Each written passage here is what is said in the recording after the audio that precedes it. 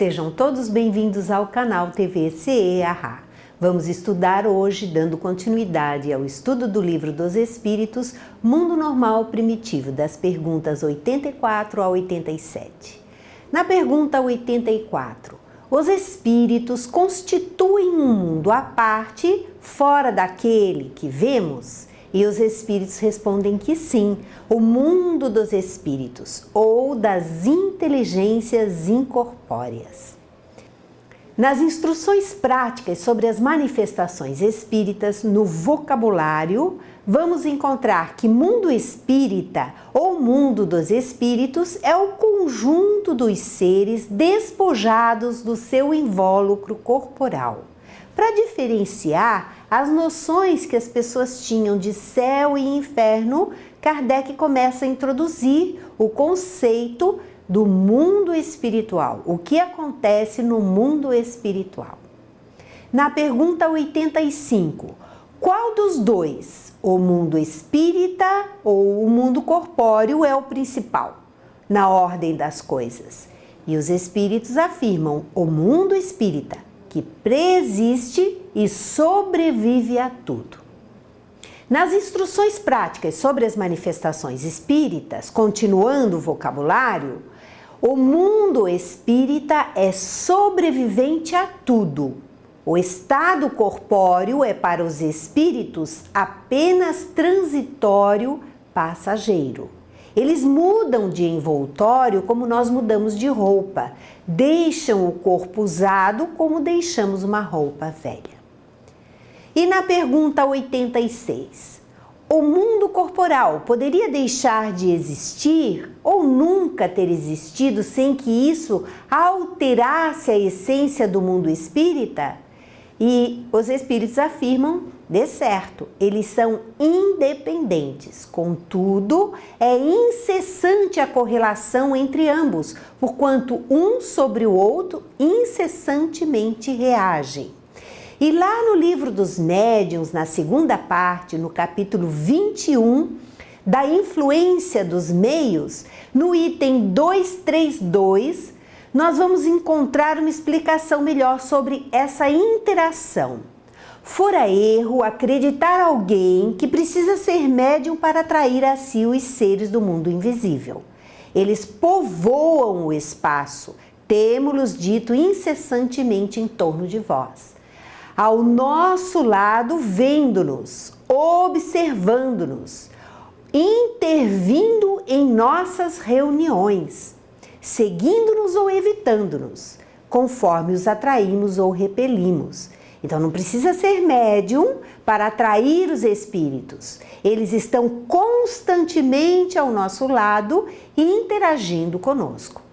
A faculdade mediúnica em nada influi para isto. Ela mais não é do que um meio de comunicação. Mediunidade é um meio de comunicação.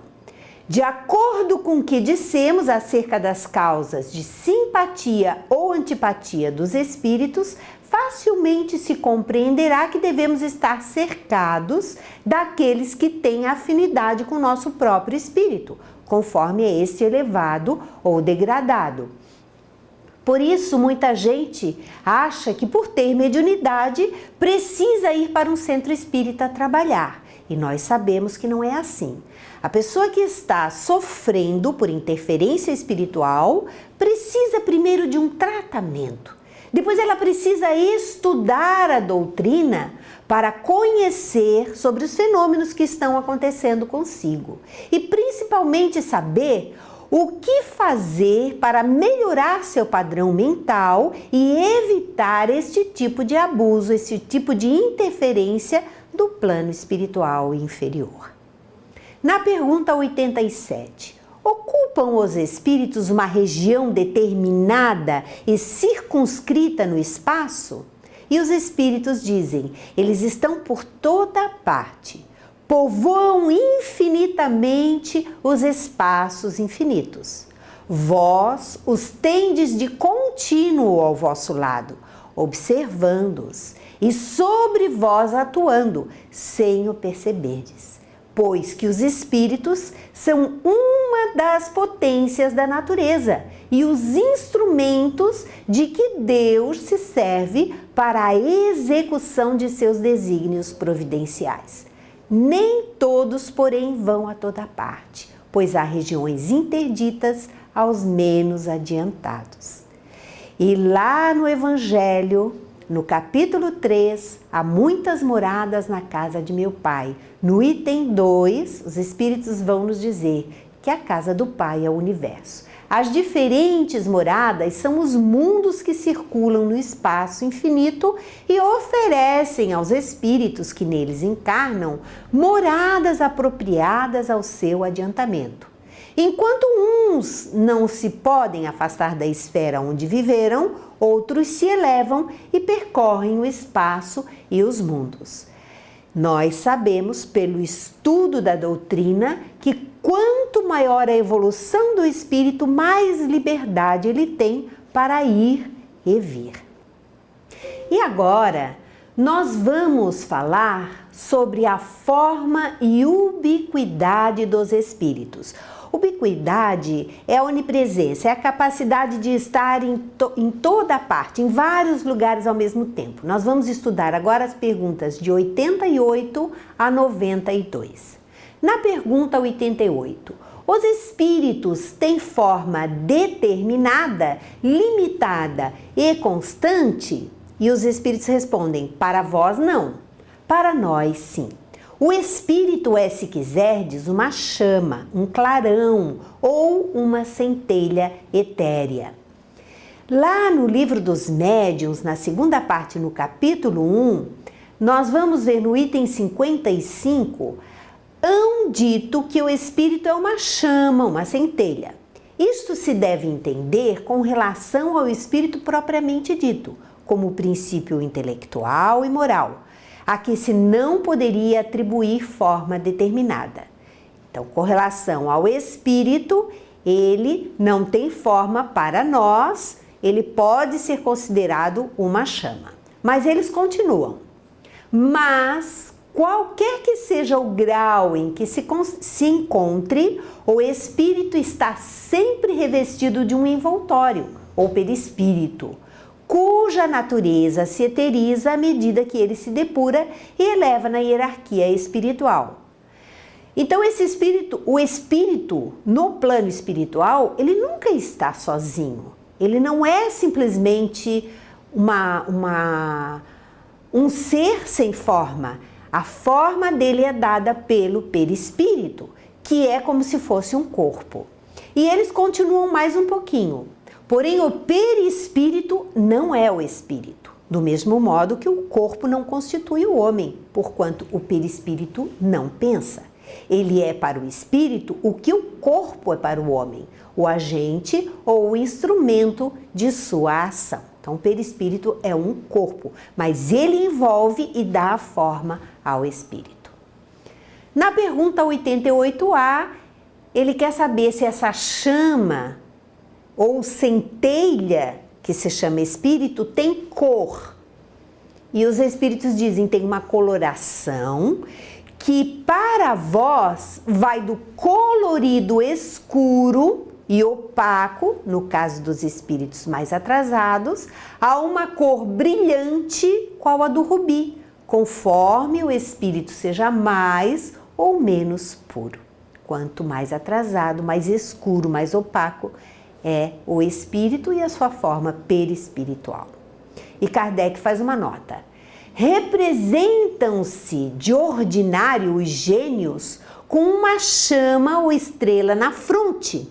É uma alegoria que lembra a natureza essencial dos espíritos. Colocam-na no alto da cabeça porque aí está a sede da inteligência. Na pergunta 89, os espíritos gastam algum tempo para percorrer o espaço? E eles dizem que sim, mas fazem-no com a rapidez do pensamento. E na pergunta 89A ele vai continuar. O pensamento não é a própria alma que se transporta? E os espíritos respondem, quando o pensamento está em alguma parte, a alma também aí está, pois que é a alma que pensa. O pensamento é um atributo. Atributo é uma qualidade do espírito. Na pergunta 90, o espírito que se transporta de um lugar a outro tem consciência da distância que percorre dos espaços que atravessa ou é subitamente transportado ao lugar aonde quer ir? E eles respondem, dá-se uma e outra coisa. O espírito pode perfeitamente, se o quiser, inteirar-se da distância que o percorre, ou seja, prestar atenção no espaço que está percorrendo. Mas também essa distância pode desaparecer completamente, dependendo isso da sua vontade, bem como da natureza mais ou menos depurada. Nós sabemos que quanto maior a evolução do espírito, mais liberdade ele tem. E nós encontramos ótimos exemplos sobre isso nos livros de André Luiz, onde os orientadores espirituais eles têm mais facilidade de locomoção. E o próprio André Luiz ele vai sentir essas dificuldades. E nos livros dele nós vamos encontrar muitos exemplos sobre isso. Na pergunta 91, a matéria opõe obstáculo ao espírito? Nenhum, respondem eles. Eles passam através de tudo.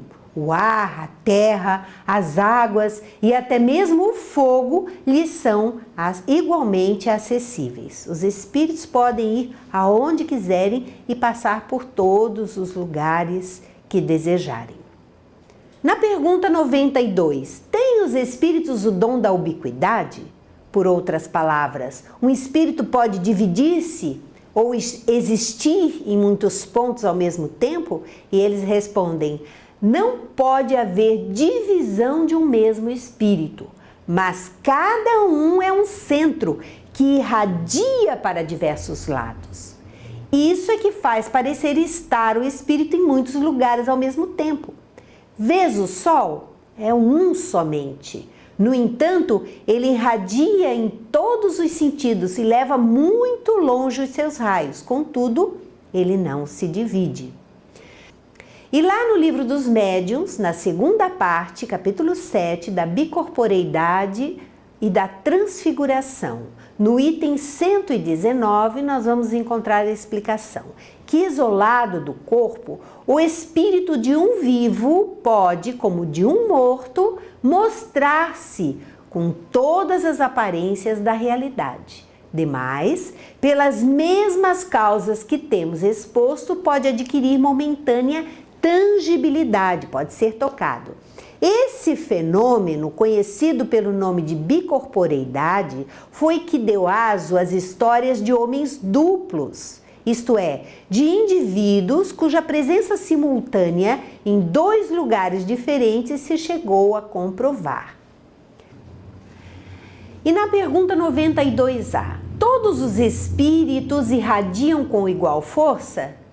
E os espíritos respondem, longe disso. Essa força depende do grau de pureza de cada um. E no livro dos médiuns, no capítulo 7, Santo Afonso de Ligori responde a Kardec sobre o fenômeno da bicorporeidade.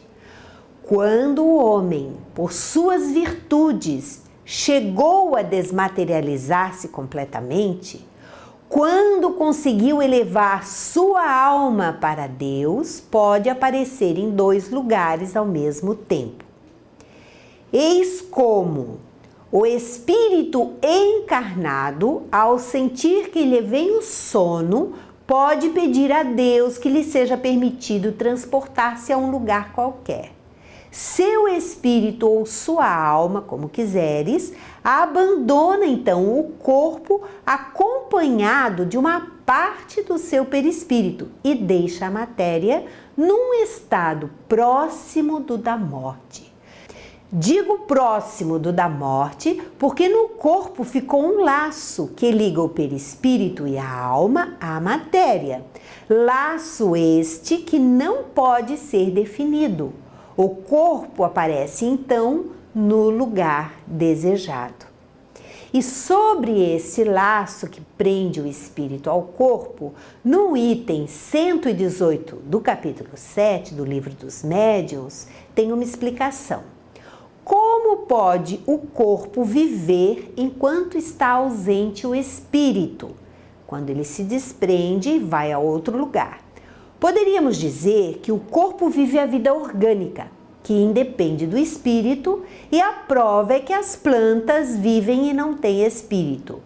Mas precisamos acrescentar que durante a vida nunca o espírito se acha completamente separado do corpo. Do mesmo modo que alguns médiuns videntes, os espíritos reconhecem o espírito de uma pessoa viva por um rastro luminoso que termina no corpo, fenômeno que absolutamente não se dá quando ele está morto, porque então a separação é completa. Esse rastro luminoso é conhecido como cordão de prata, que prende o espírito e faz com que se reconheça um espírito encarnado durante o desdobramento espiritual. E Kardec faz uma nota.